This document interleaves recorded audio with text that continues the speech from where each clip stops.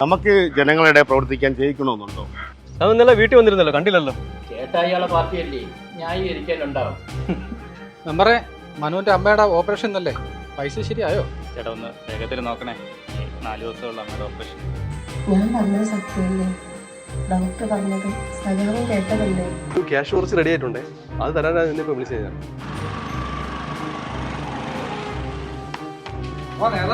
എന്താണ് പരിപാടി രാവിലെ?